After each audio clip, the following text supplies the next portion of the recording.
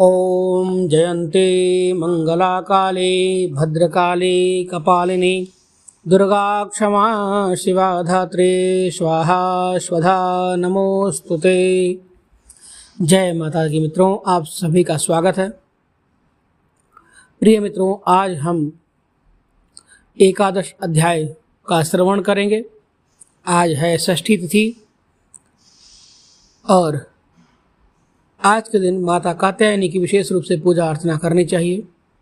कहते हैं जिनका भी विवाह नहीं हो पा रहा है, जिनके विवाह में बहुत सारी अड़चनें आ रही हैं, उनको माता कात्यायनी की विशेष रूप से पूजा अर्चना अवश्य करनी चाहिए। आइए श्रवण कर लेते हैं एकादश अध्याय। इस अध्याय में देवताओं द्वारा देवी की स्तुति तथा देवी द्वारा देवताओं को वरदान का वर्णन किया गया है और बहुत ही सुंदर अध्याय है, बहुत ही सुंदर कथा है। इसमें आप सभी अवश्य सुने। कहते हैं यदि प्रतिदिन आप एकादश अध्याय का पाठ करते हैं तो आपके जीवन में कभी भी धन की कमी नहीं होती है, आपके व्यापार में हमेशा उन्नति होती रहती है। तो आइए ध्यान करते हैं माता रानी का और आज की कथा को श्रवण करते हैं। मैं भुवनेश्वरी देवी का ध्यान करता हूँ।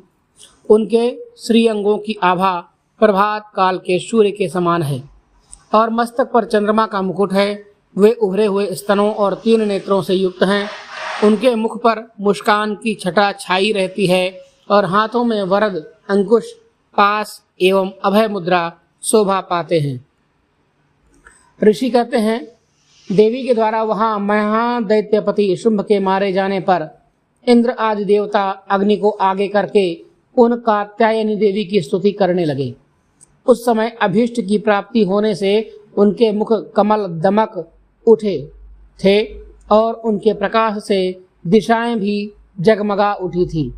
देवता बोले, शरणागत की पीड़ा दूर करने वाली देवी हम पर प्रसन्न हो। संपूर्ण जगत की माता प्रसन्न हो। विश्वेश्वरी, विश्व की रक्षा करो। देवी तुम ही चराचर जगत की आधीश्वरी हो। तुम इस जगत का एक मात्र आधार हो, क्योंकि पृथ्वी रूप में तुम्हारी ही स्थिति है। देवी तुम्हारा पराक्रम अलंघनीय है। तुम ही जल रूप में स्थित होकर संपूर्ण जगत को तृप्त करती हो। तुम अनंत बल संपन्न वैष्णवी शक्ति हो। इस विश्व की कारणभूता परामया हो। देवी तुमने इस समस्त जगत को मोहित कर रखा है। तुम ही प्रसन्न होने पर इस पृथ्वी पर मोक्ष की प्राप्ति कराती हो। देवी संपूर्ण विद्याएं तुम्हारे ही भिन्न भिन्न स्वरूप हैं। जगत में जितनी स्त्रियां हैं वे सब तुम्हारी ही मूर्तियां हैं। जगदम्बा एकमात्र तुमने ही इस विश्व को व्याप्त कर रखा है। तुम्हारी स्तुति क्या हो सकती है। तुम तो स्तवन करने योग्य पदार्थों से परे एवं परावाणी हो। देवी जब तुम सर्वस्वरूपा एवं स्वर्ग तथा मोक्ष प्रदान करने वाली हो, तब इसी रूप में तुम्हारी स्तुति हो गई। तुम्हारी स्तुति के लिए इससे अच्छी उक्तियां और क्या हो सकती हैं। बुद्धि रूप से सब लोगों के हृदय में विराजमान रहने वाली तथा स्वर्ग एवं मोक्ष प्रदान करने वाली नारायणी देवी तुम्हें नमस्कार है।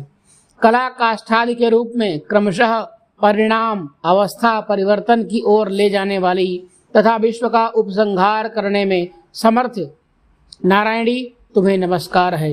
नारायणी तुम सब प्रकार का मंगल प्रदान करने वाली मंगलमयी हो। कल्याणदायिनी शिवा हो। सब पुरुषार्थों को सिद्ध करने वाली शरणागत वत्सला 3 नेत्रों वाली एवं गौरी हो। तुम्हें नमस्कार है।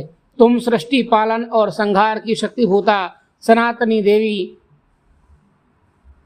गुणों का आधार तथा सर्वगुणमयी हो।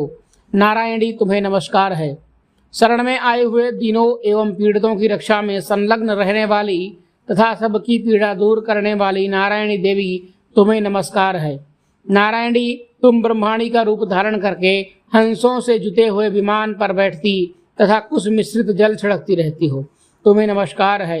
माहेश्वरी रूप से त्रिशूल, चंद्रमा एवं सर्प को धारण करने वाली तथा महान वृषभ की पीठ पर बैठने वाली नारायणी देवी तुम्हें नमस्कार है।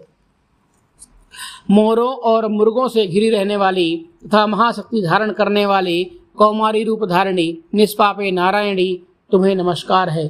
शंख चक्र गदा और सारंग धनुष रूप उत्तम आयुधों को धारण करने वाली वैष्णवी शक्ति रूपा नारायणी तुम प्रसन्न हो, तुम्हें नमस्कार है। हाथ में भयानक महाचक्र लिए और दाढ़ों पर धरती को उठाए बाराही रूप धारिणी कल्याणमयी नारायणी तुम्हें नमस्कार है। भयंकर नृसिंह रूप से दैत्यों के वध के लिए उद्योग करने वाली तथा त्रिभुवन की रक्षा में संलग्न रहने वाली नारायणी तुम्हें नमस्कार है। मस्तक पर किरीट और हाथ में महावज्र धारण करने वाली सहस्र नेत्रों के कारण उद्दीप्त दिखाई देने वाली और वृत्रासुर के प्राणों का अपहरण करने वाली इंद्र शक्ति स्वरूपा नारायणी देवी तुम्हें नमस्कार है। शिवदूती रूप से दैत्यों की महती सेना का संहार करने वाली भयंकर रूप धारण कर विकट गर्जना करने वाली नारायणी तुम्हें नमस्कार है। दाढ़ों के कारण विकराल मुख वाली मुंडमाला से विभूषित मुंडमर्दिनी चामुंडा रूपा नारायणी तुम्हें नमस्कार है। लक्ष्मी लज्जा महाविद्या श्रद्धा पुष्टि सुधा ध्रुवा महारात्रि तथा महाअविद्या रूपा नारायणी तुम्हें नमस्कार है। मेधा सरस्वती वरा श्रेष्ठा भूति ऐश्वर्य रूपा बाभ्रवी भूरे रंग की अथवा पार्वती तामसी महाकाली नियता संयम परायणा तथा ईशा सबकी आधीश्वरी रूपिणी नारायणी तुम्हें नमस्कार है।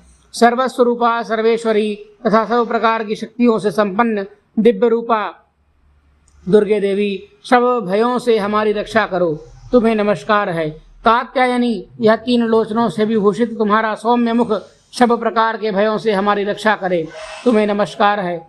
भद्रकाली ज्वालाओं के कारण विकराल प्रतीत होने वाला अत्यंत भयंकर और समस्त असुरों का संहार करने वाला तुम्हारा त्रिशूल भय से हमें बचाए, तुम्हें नमस्कार है। देवी जो अपनी ध्वनि से संपूर्ण जगत को व्याप्त करके दैत्यों के तेज नष्ट किए देता है, वह तुम्हारा घंटा हम लोगों की पापों से उसी प्रकार रक्षा करे जैसे माता अपने पुत्रों के बुरे कर्मों से रक्षा करती हैं। चंडिके तुम्हारे हाथों में सुशोभित खड्ग जो असुरों के रक्त और चर्बी से चर्चित है हमारा मंगल करे, हम तुम्हें नमस्कार करते हैं। देवी तुम प्रसन्न होने पर सब रोगों को नष्ट कर देती हो और कुपित होने पर मनोवांछित सभी कामनाओं का नाश कर देती हो। जो लोग तुम्हारी शरण में जा चुके हैं उन पर विपत्ति तो आती ही नहीं है, तुम्हारी शरण में गए हुए मनुष्य दूसरों को शरण देने वाले हो जाते हैं। हे देवी अंबिके, तुमने अपने स्वरूप को अनेक भागों में विभक्त करके नाना प्रकार के रूपों से जो इस समय इन धर्मद्रोही महादैत्यों का संहार किया है वह सब दूसरी कौन कर सकती थी।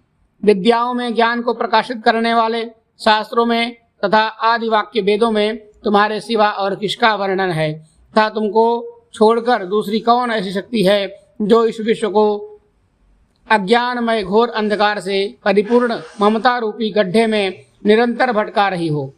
जहाँ राक्षस, जहाँ भयंकर विष वाले सर्प, जहाँ शत्रु, जहाँ लुटेरों की सेना और जहाँ दावानल हो, वहाँ तथा समुद्र के बीच में भी साथ रहकर तुम विश्व की रक्षा करती हो। विश्वेश्वरी, तुम विश्व का पालन करती हो, विश्वरूपा हो इसलिए विश्व को धारण करती हो। तुम भगवान विश्वनाथ की भी वंदनीय हो। जो लोग भक्तिपूर्वक तुम्हारे सामने मस्तक झुकाते हैं वे संपूर्ण विश्व को आश्रय देने वाले होते हैं। देवी प्रसन्न हो, जैसे इस समय असुरों का वध करके तुमने शीघ्र ही हमारी रक्षा की है उसी प्रकार हमें शत्रुओं के भय से बचाओ। संपूर्ण जगत का पाप नष्ट कर दो और उत्पात एवं पापों के फलस्वरूप प्राप्त होने वाली महामारी आदि बड़े बड़े उपद्रवों को भी शीघ्र दूर करो। विश्व की पीड़ा दूर करने वाली देवी हम तुम्हारे चरणों पर पड़े हुए हैं, हम पर प्रसन्न हो। त्रिलोक निवासियों की पूजनीय परमेश्वरी, हम लोगों को वरदान दो। देवी बोली, देवताओं मैं वरदान देने को तैयार हूँ, तुम्हारे मन में जिसकी इच्छा हो वह वर मांग लो। संसार के लिए उपकारक वर को मैं अवश्य दूंगी। देवता बोले, सर्वेश्वरी, तुम इस प्रकार तीनों लोगों की समस्त बाधाओं को शांत करो और हमारे शत्रुओं का नाश करती रहो। देवी बोली, देवताओं, वायुअश्व मंत्र के 28वें युग में शुंभ और निशुंभ नाम के 2 अन्य महादैत्य उत्पन्न होंगे। तब मैं नंदगोप के घर में उनकी पत्नी यशोदा के गर्भ से अवतीर्ण हो विंध्याचल में जाकर रहूंगी और उक्त दोनों असुरों का नाश करूंगी। फिर अत्यंत भयंकर रूप से पृथ्वी पर अवतार ले मैं वैप्रचित्त नाम वाले दानवों का वध करूंगी। उन भयंकर महादैत्यों का भक्षण करते समय मेरे दांत अनार के फूल की भांति लाल हो जाएंगे। तब स्वर्ग में देवता और मृत्युलोक में मनुष्य सदा मेरी स्तुति करते हुए मुझे रक्तदंतिका कहेंगे। फिर जब पृथ्वी पर 100 वर्षों के लिए वर्षा रुक जाएगी और पानी का अभाव हो जाएगा, उस समय मुनियों के स्तवन करने पर मैं पृथ्वी पर आयो निजा रूप में प्रकट होऊंगी और 100 नेत्रों से मुनियों की ओर देखूंगी। अतः मनुष्य शताक्षी इस नाम से मेरा कीर्तन करेंगे। देवताओं, उस समय मैं अपने शरीर से उत्पन्न हुए शाकों द्वारा समस्त संसार का भरण पोषण करूंगी। जब तक वर्षा नहीं होगी तब तक वे शाक ही सबकी प्राणों की रक्षा करेंगे। ऐसा करने के कारण पृथ्वी पर शाकंभरी के नाम से मेरी ख्याति होगी। उसी अवतार में मैं दुर्गम नाम महादैत्य का भी वध करूंगी। इसमें मेरा नाम दुर्गा देवी के रूप में प्रसिद्ध होगा। फिर जब मैं भीम रूप धारण करके मुनियों की रक्षा के लिए हिमालय पर रहने वाले राक्षसों का भक्षण करूंगी, उस समय सब मुनि भक्ति से नतमस्तक होकर मेरी स्तुति करेंगे। तब मेरा नाम भीमा देवी के रूप में विख्यात होगा।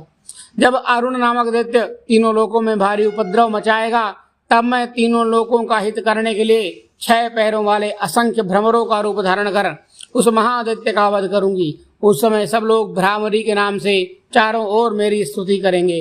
इस प्रकार जब जब संसार में दानवी बाधा उपस्थित होगी, तब तब अवतार लेकर मैं शत्रुओं का संहार करूंगी।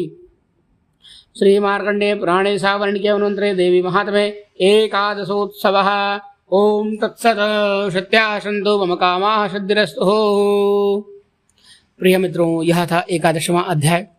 कल फिर एक नई वीडियो में एक नई जानकारी के साथ आप सभी के सामने उपस्थित होते हैं। तब तक के लिए धन्यवाद आप सभी का। कमेंट बॉक्स में जय माता दी लिखना मत भूलिएगा। साथ ही हमारे इस चैनल को भी सब्सक्राइब कर लीजिए, जिससे आपको इसी तरह की विशेष ज्ञानवर्धक जानकारियाँ देखने को और सुनने को मिलती रहें। हर हर महादेव।